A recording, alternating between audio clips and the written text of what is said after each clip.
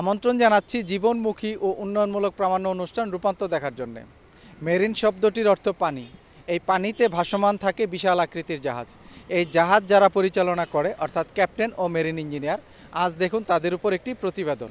এছাড়া এবারের পর্বে থাকছে দুর্গম পাহাড় ও সেতুর উপর দিয়ে কিভাবে বড় বড় জাহাজ পারাপার হয় তার উপর দুইটি চিত্র। বিস্ময়কর পৃথিবীর 1 ভাগ স্থল আর 3 ভাগ পানি। প্রাচীনকালে মানুষ এক স্থান থেকে অন্য স্থানে যাতায়াত অথবা মালামাল স্থানান্তরের জন্য ব্যবহার করত নৌপথ। মানুষের চলাচলের প্রাকৃতিক এবং প্রাচীনতম পথ হচ্ছে নৌ বা জলপথ, আর সেই পথের বাহন হচ্ছে নৌকা বা জাহাজ। আজ থেকে প্রায় 1,20,000 বছর পূর্বে পৃথিবীতে পণ্য সরবরাহ ও মানুষের চলাচলের জন্য এসব নৌকা বা জাহাজের ব্যবহার শুরু হয়। সেই সময় ওইসব বাহন চলাচল করত পালের মাধ্যমে, বাতাসের সাহায্যে অথবা লগি বৈঠার মাধ্যমে অতি ধীর গতিতে। বিজ্ঞানের উন্নতির ফলে জলের ছোট বড় বিভিন্ন বাহনগুলো ধীরে ধীরে রূপান্তরিত হয়েছে লঞ্চ অথবা জাহাজে। পরবর্তীতে এসব জলযানে ইঞ্জিন সংযোজনের ফলে দ্রুত বেগে চলতে শুরু করে। জাহাজ যখন দিগন্ত বিস্তৃত নীল সমুদ্রে চলে তখন চারিদিকে তাকালে দিগন্ত রেখা ছাড়া কিছুই দেখা যায় না। মাঝে মাঝে বড় বড় ঢেউ এসে যখন বিশালাকার জাহাজটিকে ঝাঁকানি দেয়, সেই সময় ভাসমান জাহাজে অবস্থানরত দুঃসাহসিক নাবিকগণ কিছুটা হলেও অনুধাবন করতে পারেন মহান সৃষ্টিকর্তার অসীম ক্ষমতার অপার রহস্য। সমুদ্রপথে পণ্য পরিবহন অনেক পুরনো এবং নিরাপদ। প্রযুক্তির উন্নতির পরও পণ্য পরিবহনের সিংহভাগ কাজ কিন্তু জাহাজের মাধ্যমেই হয়ে থাকে। সামগ্রিকভাবে এই শিল্পের সবচেয়ে গুরুত্বপূর্ণ অধ্যায় হচ্ছে জাহাজে পণ্য ওঠানো, তার নির্দিষ্ট গন্তব্যে নিরাপদে পৌঁছানো এবং পণ্যের মান ও পরিমাণ অটুট রেখে তা খালাস করা। এই পুরো কাজটি যারা করেন তারাই হলেন মেরিনার বা নাবিক। সেই জন্য একজন নাবিকের প্রয়োজন সার্বিক শিক্ষা এবং বাস্তব কাজের দক্ষতা। বিশ্বায়নের যুগে এবং ক্রমবর্ধমান বহুবিধ পেশার উপস্থিতির কারণে অনেক পিতামাতার পক্ষে যুগোপযোগী এবং উত্তম শিক্ষার বিষয় নির্বাচন অনেক সময় কঠিন হয়ে পড়ে। সকল বিষয় ও দিক বিবেচনা করে মেরিন পড়াটাই শ্রেয় মনে করেন অনেকেই। পড়াশোনা শুরুর পূর্ব থেকে শুরু করে অবসর নেওয়া পর্যন্ত প্রতিটি ধাপই অত্যন্ত সুশৃঙ্খল, সততা ও নিষ্ঠার মধ্য দিয়ে পার করতে হয়। শিক্ষা শেষ হওয়ার সাথে সাথেই অবশ্যম্ভাবী চাকুরি, আকর্ষণীয় বেতন, মন ভরে পৃথিবী দেখার সুযোগ। এখানে বিশেষভাবে উল্লেখ্য মেরিনারদের বেতন মূল্য সম্পূর্ণ ট্যাক্স ফ্রি। সব স্বপ্নই তখন বাস্তব মনে হয়। সারা বিশ্বে যে কয়টি পেশার চাহিদা এখন তুঙ্গে তার মধ্যে nautical science, marine engineering, ship building অন্যতম। জাতিসংঘের হিসাব মোতাবেক মেরিটাইম ও শিপিং ইন্ডাস্ট্রি হচ্ছে সারা বিশ্বের সর্ববৃহৎ শিল্প খাত। Ship building, ship repairing, shipping পরিবহন সহ এ খাতে বিশ্বে সর্বমোট রাজস্বের পরিমাণ $1600 বিলিয়ন। মাত্র শতকরা 2% আয় যদি বাংলাদেশ নিয়ে আসে তাহলে তার পরিমাণ দাঁড়াবে $32 বিলিয়ন। বিশ্ব বাণিজ্যের 90%ই পরিবাহিত হয় শিপিং ইন্ডাস্ট্রি দ্বারা। বিশ্ব অর্থনীতিতে বার্ষিক আয়ের পরিমাণ $200 বিলিয়ন আসে 50,000 মার্চেন্ট শিপ থেকে। বর্তমানে 150টির বেশি দেশের ওয়ার্ল্ড ফিড নিবন্ধিত প্রায় 13 লাখ সিফেরাস সারা বিশ্বের শিপিং এ কর্মরত, যার বেশিরভাগ সিনিয়র কর্মকর্তাই উন্নত দেশের। তবে ক্রমবর্ধমান হারে বৃদ্ধি পাচ্ছে বিভিন্ন উন্নয়নশীল দেশের প্রতিনিধিত্ব করছেন এমন কর্মকর্তার। এই সুযোগ নিতে হলে এখন থেকে প্রতি বছর কমপক্ষে 800 থেকে 1000 মেরিন অফিসার তৈরি করা দরকার। আমাদের পাশের দেশ ভারত 2009 সালে 87,000 এবং চীন 2009 সালে 1,55,000 মেরিন অফিসার ও নাবিক তৈরি করেছে। বাংলাদেশে মেরিন শিক্ষা বিষয়ে সরকারি পর্যায়ে মাত্র একটি প্রতিষ্ঠান চালু আছে এবং প্রক্রিয়াধীন আছে 4টি, আর বেসরকারি পর্যায়ে অনুমোদন রয়েছে, তার মধ্যে শর্ত সাপেক্ষে চালু আছে কয়েকটি। আমি কথা বলছি বাংলাদেশ সমুদ্র পরিবহন অধিদপ্তরের সম্মানিত মহাপরিচালক কমান্ডার জাকির রহমান ভূঁইয়া সাহেবের সাথে। স্যার, আপনার কাছে জানতে চাইব আমাদের দেশে যে মেরিন শিক্ষা, এ বিষয়ে সরকারের পদক্ষেপগুলো কী কী? মেরিন শিক্ষার আমাদের এখানে আমরা আমাদের সরকার খুবই গুরুত্ব দিচ্ছে এই কারণে যে পৃথিবীতে এই মেরিন সেক্টরে প্রচুর চাহিদা রয়েছে, জনশক্তির চাহিদা রয়েছে এবং বাংলাদেশে মাত্র দুটো ইনস্টিটিউট ছিল যার চাহিদা মেটাতো এবং আমাদের যে জনশক্তি এখানে একটা বিরাট যে ইয়াং পপুলেশন আছে এদেরকে আমরা ইচ্ছা করলে কিন্তু আমরা এই ম্যারিটাইম সেক্টরে একটা ভালো জনশক্তি হিসেবে তৈরি করতে পারি। সেই বিবেচনায় বাংলাদেশ সরকার প্রাইভেট সেক্টরেও 18টি ম্যারিটাইম ইনস্টিটিউটের অনুমতি দিয়েছে এবং আগে এই সেক্টরের যে পরীক্ষাগুলো হতো সব পরীক্ষাগুলো বিদেশে যেয়ে দিতে হতো। এখন এটার ব্যবস্থা আমরা বাংলাদেশ সরকার আমাদের দেশেই ব্যবস্থা করেছে এবং ডিপার্টমেন্ট অফ শিপিং সমুদ্র পরিবহন অধিদপ্তর এই পরীক্ষাগুলো নিচ্ছে এবং তাদেরকে আন্তর্জাতিক মানের সার্টিফিকেট ইস্যু করছে যাতে আমাদের সার্টিফিকেট আন্তর্জাতিকভাবে বিভিন্ন দেশে গ্রহণযোগ্য হয়। এই জন্য তাদের সাথে আমরা একটা এমইউ সমঝোতা স্মারক স্বাক্ষর করছি। এর ফলে যেটা হচ্ছে সেটা হলো যে আমাদের যারা এই ম্যারিটাইম জনশক্তি যারা আছে তারা এই সার্টিফিকেট নিয়ে পৃথিবীর যে কোনো দেশে যে কোনো জাহাজে চাকরি পেতে সক্ষম হচ্ছে। আমরা বিভিন্নভাবে এদেরকে প্রশিক্ষণ দেওয়ার পরে চাকরির বিষয়টা খুব এখানে গুরুত্বপূর্ণ। চাকরির জন্য আমরা বিভিন্ন রকম প্রচেষ্টা চালিয়ে যাচ্ছি, বিভিন্ন দেশের সাথে আমরা আলোচনা করছি, তাদের বিভিন্ন শিপিং কোম্পানিকে আমরা অনেক সময় আমন্ত্রণ জানাচ্ছি, আমরা দেশে আসছে, আমরা বিভিন্ন দেশের ম্যারিটাইম অ্যাডমিনিস্ট্রেশনের সঙ্গে তাদের সঙ্গে আলোচনা করছি যাতে আমাদের এই বিরাট জনশক্তি যাতে চাকরির বাজার প্রসারিত। যেহেতু পৃথিবীতে আপনার যে বাণিজ্য যেটা চলে আর কি, ইন্টারন্যাশনাল বাণিজ্যের সাথে শিপিংটা ওতপ্রোতভাবে জড়িত। সে বিষয়টা আমরা যদি বিবেচনায় নেই তাহলে এই শিপিং সেক্টরে একটা বিরাট সম্ভাবনা, অপার সম্ভাবনা রয়ে গেছে। আমাদের জনশক্তির কাজের একটা বিরাট সম্ভাবনা রয়ে গেছে এবং সেইটা বিবেচনা করে কিন্তু সরকার আমাদের 18টা ইনস্টিটিউটের আপনার অনুমতি দিয়েছে এবং আমরা আশা করছি যে বর্তমানে প্রায় 500 অফিসার ক্যাডেট বের হয় এখান থেকে, হয়তো ভবিষ্যতে এগুলো 1000 ছাড়িয়ে যাবে এবং আমরা আমাদের দেশের জন্য এরা অনেক অর্থ বয়ে আনতে সুবিধা হবে।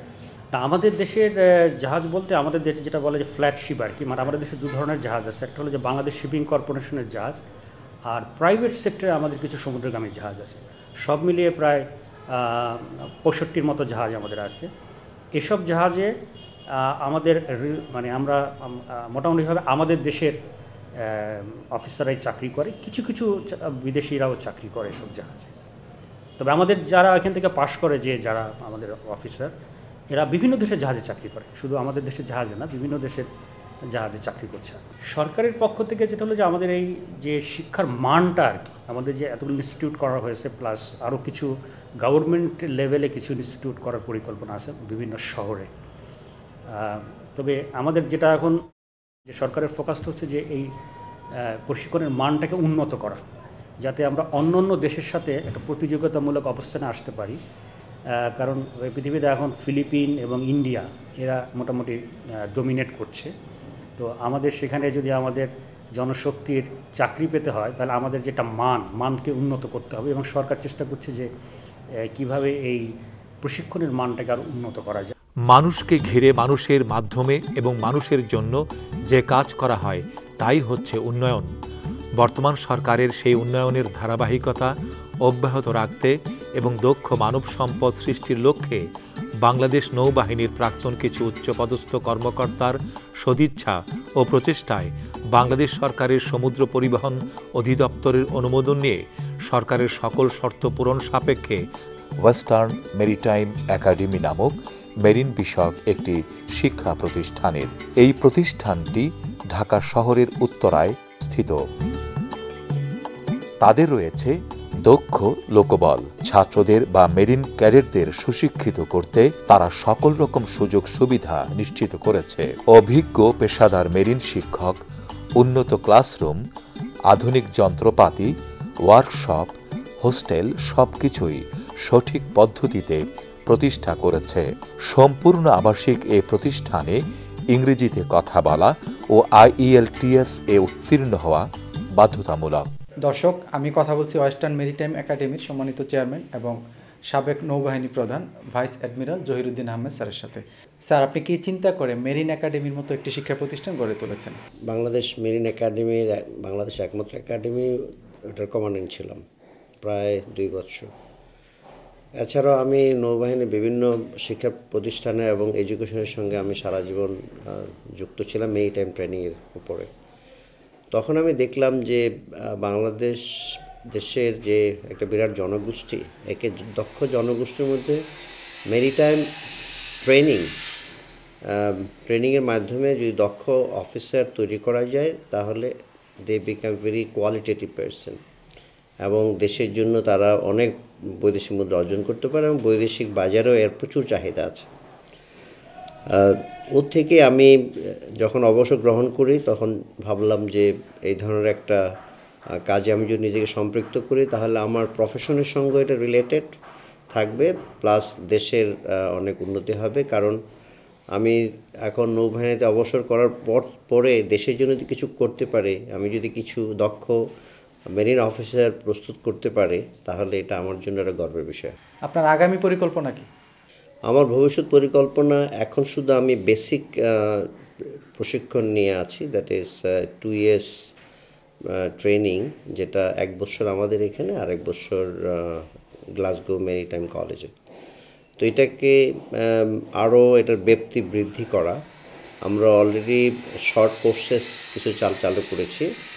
তারপরে যদি অদূর ভবিষ্যতে আমাদের ন্যাশনাল মেরিটাইম ইউনিভার্সিটির আন্ডারে এটা আমরা গ্রাজুয়েশন প্রোগ্রামও যাব যদি if everything goes well and smooth. আমরা অ্যাকচুয়ালি মেরিটাইম নেশন হিসেবে আমাদের যে বিশাল সমুদ্র এবং মেরিটাইম সেক্টরের যে ভবিষ্যৎ, যেমন বর্তমানে আপনারা হয়তো জানেন যে আমাদের মাত্র 1% কার্গো আমাদের দেশীয় জাহাজ ক্যারি করে না। তা আমাদের যখন মেরিটাইম সেক্টর গ্রো করবে এবং ইনশাআল্লাহ আমার মনে হয় এটা অদূর ভবিষ্যৎই হবে, আমাদের বর্তমান যে ট্রেড ভলিউম এবং যে ইকোনমি, এতে আমাদের 500-600 জাহাজ থাকা দরকার মিনিমাম।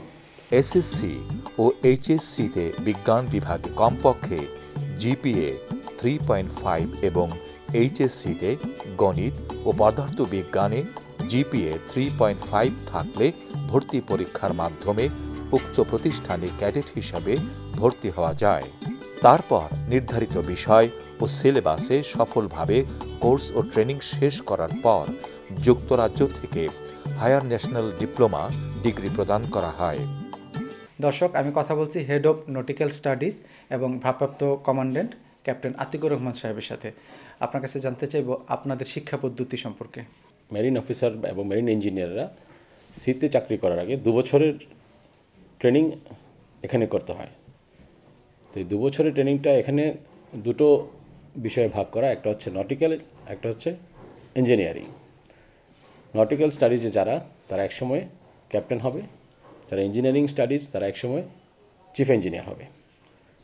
বাট সিতে যাওয়ার আগে, শিপে চাকরি করার আগে তাদেরকে বাংলাদেশ নৌপরিবহন মন্ত্রণালয়ের রিকোয়ারমেন্ট এবং আন্তর্জাতিক রীতি অনুযায়ী তাদেরকে 2 বছর ট্রেনিং করতে হবে। সেই ট্রেনিংটা ওয়েস্টার্ন মেরিন একাডেমিতে দেওয়া হয় এবং এই ট্রেনিংটা approve by department of shipping, government of Bangladesh.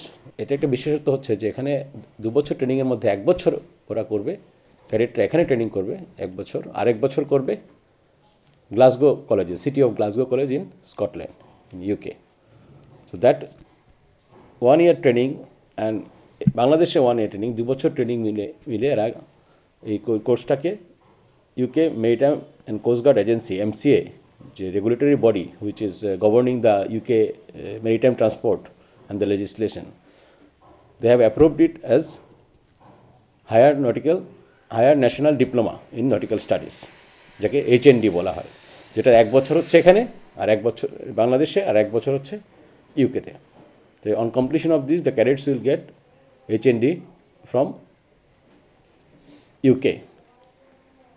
বর্তমানে আমাদের 23 জন ক্যাডেট বাংলাদেশের এই ইনস্টিটিউট থেকে যারা এখানে 1 বছর করে গেছে, তারা এখন গ্লাসগোতে ইউকেতে আছে HND part 2 the second year করার জন্য। তো সেকেন্ড ইয়ার করে they will be back in February, করার পর ওরা ফেব্রুয়ারিতে সার্টিফাইড হয়ে with HND certificate they will be back and they will be ready for placement at sea. তারপরে তারা সাগরে বিভিন্ন কোম্পানিতে they will be employed as officer under training. এছাড়া বর্তমানে আমাদের এখানে as at present we have 50 students, 50 cadets which already about to complete their 1 year studies here. এক বছর ওদের প্রায় হয়ে গেছে। In the third week of January they are going for UK. লেখাপড়ার প্রথম বছর বাংলাদেশে এবং দ্বিতীয় বছর city of Glasgow college UK থেকে শেষ করতে হয়। মেরিন ক্যাডেটদের কোর্স চলাকালীন অবস্থায় বাস্তব জ্ঞান দিতে এদেরকে বড় বড় দেশি বিদেশি জাহাজ ভিজিট করানো হয়।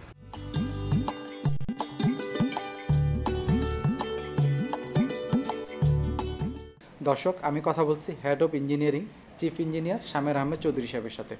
আপনার কাছে জানতে চাইবো আপনাদের শিক্ষা পদ্ধতি সম্পর্কে। আমরা ডিপার্টমেন্ট অফ শিপিংয়ের সিলেবাস অনুযায়ী আমরা ইঞ্জিনিয়ারিংয়ের কারিকুলাম প্রিসি কারিকুলাম পরিচালনা করে থাকি। অ্যাট দ্য সেম টাইম আমরা city of Glasgow college UK তাদের সাথে আমাদের একটা 1-to-1 পার্টনারশিপ আছে। আমরা 1 year we complete here and then they go to the City of Glasgow College and complete the second year. তো আমাদের এই কারিকুলামটা পরিচালনা করতে আমরা বেসিক্যালি সিটি অফ গ্লাসগো কলেজের সিলেবাস অনুযায়ী 11টা সাবজেক্ট 11 ইউনিটস উই কন্ডাক্ট। এগুলোর মধ্যে আছে আমাদের propulsion, auxiliary machineries, heat engines, thermodynamics, mathematics, what you call engineering drawing, ship construction, naval architecture,